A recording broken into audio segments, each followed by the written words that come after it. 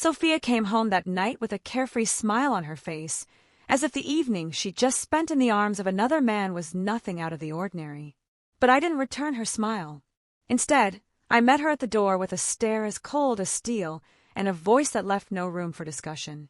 "You have 10 minutes to sign the divorce papers and leave my house," I told her calmly. What she hadn't expected, however, was the appearance of another woman, Adrian's wife Amal, whose presence would make that night unforgettable.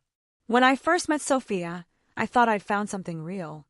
She was intelligent, driven, and captivating, everything I'd ever imagined in a life partner. We were both busy professionals.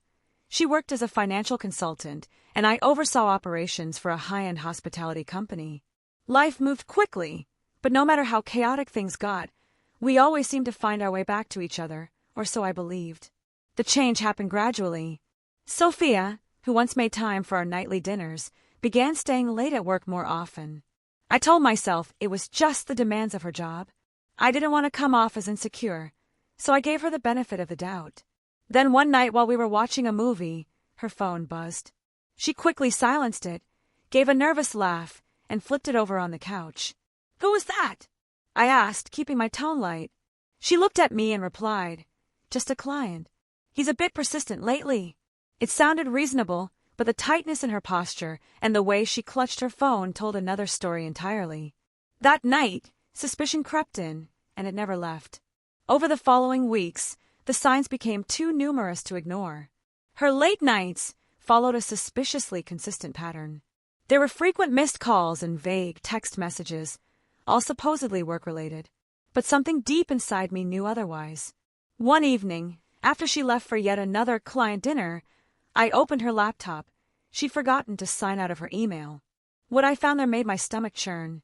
There were intimate, graphic messages exchanged with a man named Adrian. These weren't innocent flirtations. The emails detailed romantic dinners, secret hotel bookings, and conversations that left no doubt. What made it worse, I knew Adrian. I'd met him once at one of Sophia's work functions. That night, I'd noticed the way they laughed a little too hard at each other's jokes and stood just a little too close. Now everything clicked into place. Still, I didn't confront her, not yet. I needed undeniable proof. I hired a private investigator. Within weeks, I had everything. Photos, videos with timestamps, receipts from dinners and hotel stays. Her betrayal was no longer speculation, it was fact. What hit hardest, though, was discovering that Adrian's wife, Amal, had no idea. I couldn't let her keep living in the dark. I gathered all the evidence and mailed it to her anonymously, along with a simple note. "You deserve the truth. If you'd like to talk, here's my number." It wasn't long before she reached out. Amal was devastated, but composed. We met at a quiet cafe and laid everything bare. Every lie, every piece of evidence. Her hands trembled slightly, but her voice didn't waver. "I'm going to confront him," she said. But I wanted to hurt. There was a fierceness in her eyes that ignited something in me.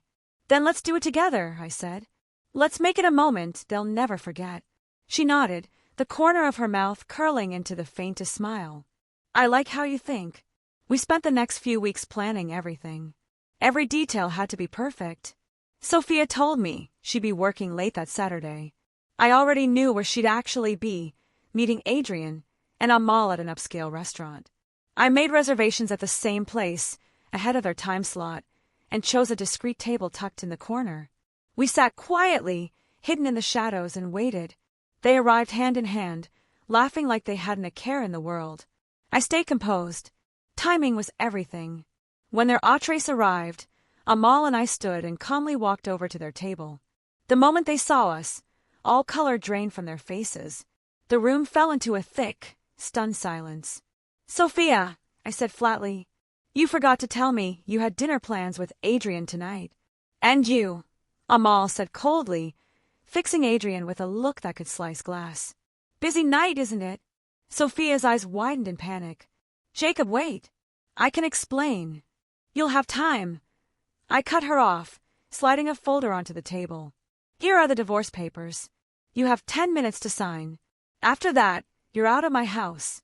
"Divorce," she gasped, as if the word had never existed before. "You're blowing this out of proportion." No, Sophia, I said. What's ridiculous is that you thought I'd never figure it out. What's absurd is how easily you traded in our marriage for this. Adrian stood up, but Amal pushed him gently back down by the arm. Sit. We're not finished. She reached into her bag and pulled out her own folder. This, she said, placing it in front of him, will be on your boss's desk first thing Monday. Let's see how the board feels about their CFO misusing company funds to wine and dine his mistress. Adrian's face went ghostly pale. You wouldn't. I already did, she answered, voice ice cold. Sophia left that night with nothing but her purse. By the next morning, the locks were changed. I had the rest of her things delivered to her parents' house. She tried everything to reach me, calls, texts, even showing up at my workplace, but I never answered. The divorce was finalized swiftly, and she walked away with far less